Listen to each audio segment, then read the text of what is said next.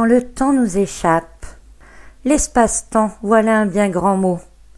L'homme maîtrise l'espace, son environnement, mais il a créé le temps pour se repérer dans l'espace. Le cerveau, lui, est à la base incapable de s'orienter dans le temps, en termes de passé et futur, et encore, c'est pour cela que l'homme a créé la notion de temps. Un passé lointain peut paraître si proche, alors que ce que l'on a fait hier peut paraître si loin. Et ce que l'on a prévu de faire cet été paraît si loin, et pourtant lorsque l'on y sera, on se dira « déjà ». Le cerveau n'a aucune notion du temps. Il ne se base que sur les souvenirs. Ceux qui ont été intenses seront toujours très proches, tandis que les autres s'éloigneront, voire s'effaceront peu à peu.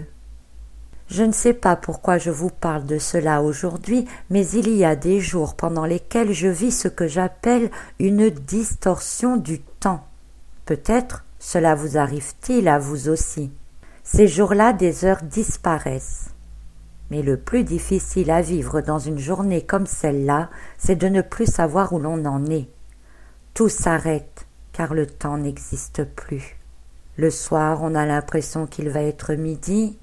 Au moment du coucher, on ne ressent pas la fatigue. À 3 heures de l'après-midi, on a l'impression que l'on vient de se lever. Et même les repères biologiques sont arrêtés et ne vous permettent pas de vous repérer.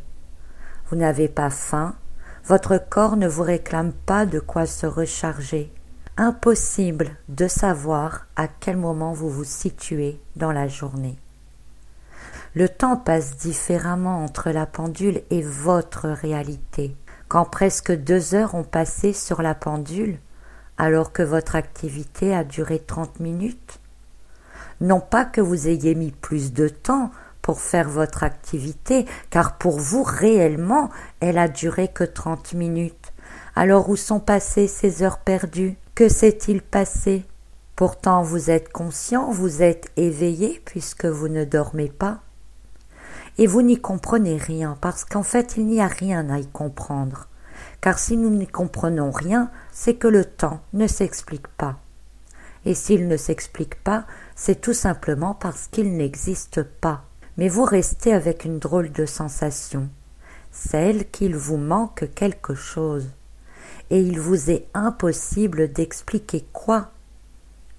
Je dis que cela est difficile à vivre parce que des événements réguliers à horaires fixes viennent nous rappeler à ce monde de 3e dimension. Et cette sensation de manque, c'est tout simplement l'habitude d'être manipulé par les aiguilles de l'horloge.